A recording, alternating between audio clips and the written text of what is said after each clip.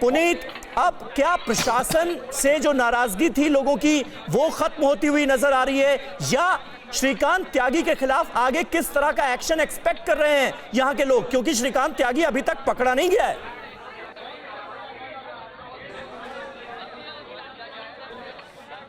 अच्छा, पुनीत के पास हम जाएंगे, लेकिन फिलहाल आपको तस्वीरें लगातार दिखा रहे हैं कि किस तरह से सोसाइटी में इस वक्त माहौल है। सोसाइटी वासी राहत की सांस ले रहे हैं क्योंकि वो श्रीकांत त्यागी के इस आतंक से, इस उसके रसूख से परेशान थे। जिस तरह से वो लोगों को डराता था, धमकाता था, आज उसके अवैध निर्माण पर जिस तरह से यहाँ बुलडोजर चला है, सोसाइटी वालों ने राहत की सांस ली है। लेकिन एक बात जो वो कह रहे हैं बहुत बहुत अहम है, वो कह रहे हैं कि वो बीजेपी के नाम से डराता था लोगों को। सुनिए क्या कह रहे हैं सोसाइटी के लोग। महिला का पूरा प्रोटेक्शन चाहिए। हाँ, जो दिया है नोएडा पुलिस ने दिया है, बट स्टिल अभी हमें प्रोटेक्शन चाहिए क्योंकि हम लोग सेफ नहीं है। कल वो उन्हीं के घर का एड्रेस पूछते हुए आए कि वो कहाँ पर है, तो कहाँ सेफ है। डंडे वगैरह थे और 15 लोग थे। बस एक कॉल कर सकती है आपको कंगाल, खाली हो सकता है बैंक खाता। कैसे? देखिए मेरे साथ, जागते रहो सिर्फ मनी 9 पर। अभी डाउनलोड करें। वो लोग 15 लोग थे और अभी 6।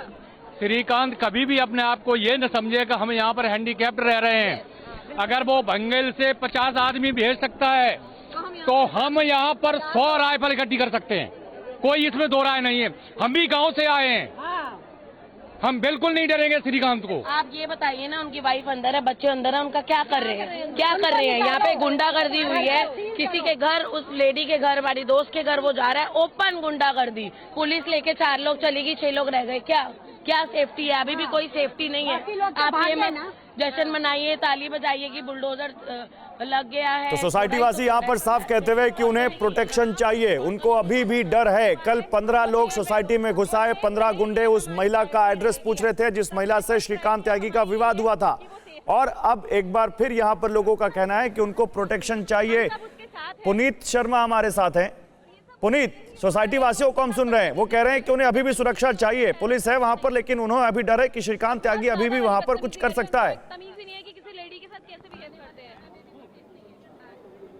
बिल्कुल, देखिए श्रीकांत त्यागी ने जिस तरीके से बाहुबल के जरिए यहाँ पर अपना ये महल खड़ा किया था, एक तरीके से हम कह सकते हैं अवैध, उसको लेकर के जब ये लोग शिकायत करते थे तो बाकायदा उनको बार बार धमकाया जाता था। जिस तरीके से सोसाइटी वाले आरोप लगा रहे हैं कि उनके साथ बाकायदा गनर आते थे, हथियारबंद लोग आते थे, गाड़ियों का काफिला होता था, वीआईपी नंबर का कल्चर था, तो कहीं ना कहीं जिस तरीके से वो बाहुबली नजर आ रहा था उसको लेकर। अच्छा पुनीत, जरा एक बार फिर से वो पूरी कार्रवाई दिखा दीजिए, हम देख पा रहे हैं। आप पूरी कार्रवाई दिखा दीजिए, अभी तक क्या किया है यहाँ पर बुलडोजर ने, नोएडा अथॉरिटी ने, जरा दिखा दीजिए और बताइए क्या किया अभी तक, किस तरह का अवैध निर्माण तोड़ा है अभी तक। देखिए, सबसे पहले यहाँ पर सुबह नोएडा अथॉरिटी और पुलिस की टीम पहुँचती है, दरवाजे को खटखटाया जाता है, तस्दीक की जाती है कि अंदर कौन लोग हैं, लेकिन काफ़ी देर तक दरवाज़ा जब नहीं खटखटाया जाता तो यहाँ पर जो अथॉरिटी की टीम है वो अपनी कार्रवाई शुरू करती है। और ये देखिए, ये जो लकड़ी आप नज़र आ रही है ज़मीन पर पड़ी हुई, यहाँ पर बाकायदा एक खूबसूरत लॉन इस खूबसूरत लकड़ी के ज़रिए बनाया गया था और उस लॉन के ऊपर बाकायदा शेड डाली हुई थी और इस बाहर यहाँ पर पाम ट्रीज लगाए गए थे। लगभग 100 स्क्वायर फीट से ज़्यादा का ये एरिया नज़र आ रहा है जिस पर अवैध कब्जा किया गया था और इसको अपने लॉन की तरह इस्तेमाल कर रहा था श्रीकांत त्यागी। जब 3 दिन पहले महिला एक बार फिर उनसे बातचीत करने पहुंची तो श्रीकांत त्यागी ने उनसे बदसलूकी की, गाली गलौज की, एक वीडियो वायरल हुआ जिसके बाद पुलिस ने संज्ञान लिया, पुलिस हरकत में आई। खुद सांसद और भाजपा के विधायक पुनीत आते हैं आपके पास। हमारे साथ विक्रम सर हैं, पूर्व डीजीपी उत्तर प्रदेश, वो पुलिस की भूमिका पर कुछ बोल रहे थे, उनकी बात पूरी नहीं हो पाई थी। विक्रम सर, आपने सुना 8-8, 10-10 गनर आते थे इस आदमी के साथ, इतना रसूख था कि लोगों को धमकाता था ये आदमी और बीजेपी के नाम से डराता था। गौरव जी, ये अत्यंत आपत्तिजनक है। जहां प्रधानमंत्री मोदी कहते हैं कि एवरीबॉडी इज ए वीआईपी और वीआईपी कल्चर समाप्त होना चाहिए, इनके सारे गार्ड, गनर, बंदूक के लाइसेंस निरस्त होने चाहिए।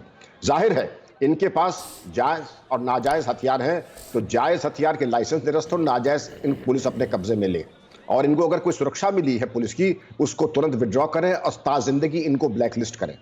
इनके आपराधिक इतिहास पे मैं कह रहा था कि पुलिस को स्वप्रेरणा से उसी वक्त, जिस वक्त ये सीन इनकी बदतमीजी और गुंडागर्दी के वायरल हुए थे, पुलिस को इनको रौद देना चाहिए जैसे अब रौद रहे हैं। अब तब के रौदने में, अब के रौदने में थोड़ा बासीपन है।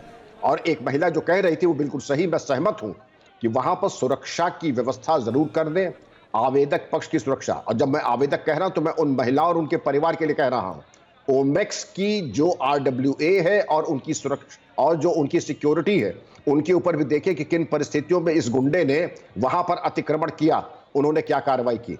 बल्कि जब यह गुंडागर्दी कर रहा था तो सिक्योरिटी मूक दर्शक बैठी थी।